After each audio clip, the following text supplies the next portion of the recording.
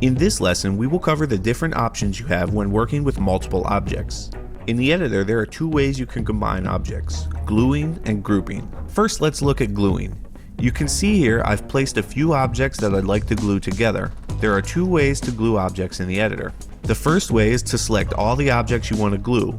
Once you have all your objects selected, hit up on the D-pad. When multiple objects are selected and you open the Properties menu, any properties that are shared by all of the objects will appear in the menu, and at the bottom you have your two grouping options, the first of which is Glue. Select Glue and the items you had selected are now glued.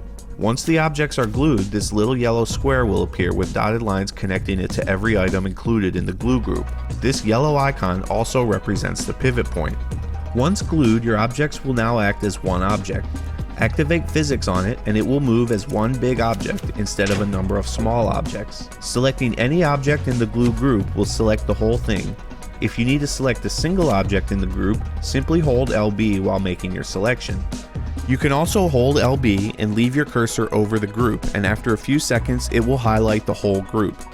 You still need to press A to grab everything, but this is a great way for selecting multiple glued or grouped object sets at once. Now before we get into the properties of a glued group, let's quickly look at the other method you can use to glue objects. If you open the New Object menu, select the Common category and scroll over to the Physics subcategory, there is an item called Object Glue that looks like the pivot point icon. Spawn this in the game world and open its properties. There are some basic object properties and some pivot properties which we will discuss in just a moment. But for now, what we need is the Select Glue Members option. Select this option and it will bring up a cursor. Now everything you select with that cursor will be added to the glue group, and for this method you do not need to hold LB as you make your selections. Once you've selected all of your objects, hit B to back up to the glued object's properties. Now that we've got a glue group, let's look at the properties we have for it. The first item we will look at is the pivot type. This determines where your pivot point will be. The pivot point acts as the glued group's center of gravity.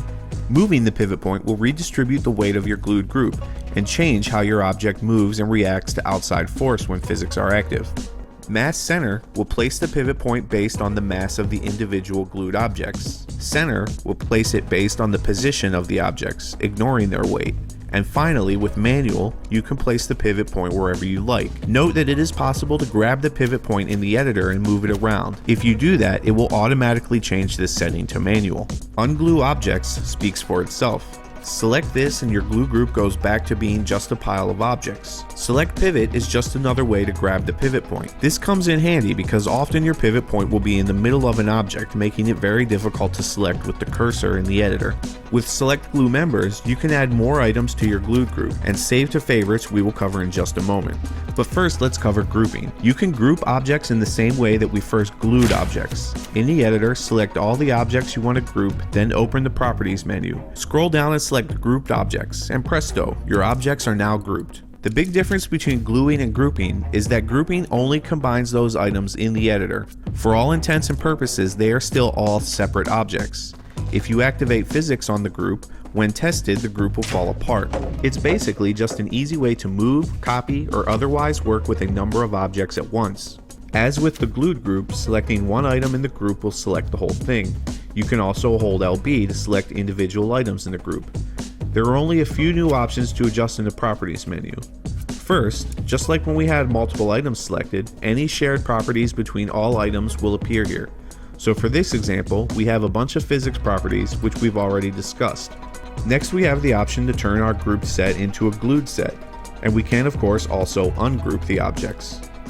Remove from group comes in handy if you want to take an object out of the group.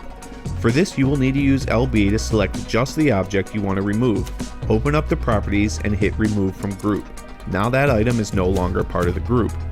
And finally, we will move on to saving objects to the favorites. The basic idea of favorites is that you can save objects you create in one track to use in other tracks. So for example, I just made this square out of wooden beams, and it's such an awesome square that I want to use it in other maps. With favorites, I can do that. Any object can be saved to favorites, but generally you're going to want to use it to save combinations of objects. The objects do not have to be part of a glued or grouped set to be saved to favorites. If you simply multi-select the objects you want to save, that will work as well. When you select Save to Favorites, you will be prompted to choose a group to save it to. Each group can contain up to 20 favorites, and all groups are available to pull from when editing, so you can organize them however you like. Once you've chosen your group, select Save. You can now give your favorite a name, and after that you're done. Now when you open the New Objects menu, you can scroll all the way to the last category on the right, Favorites, and in there you have your 5 groups as subcategories. In each group you will find whatever favorites you've saved there. Using favorites, you can now reuse whatever cool objects you may create in as many different maps as you like.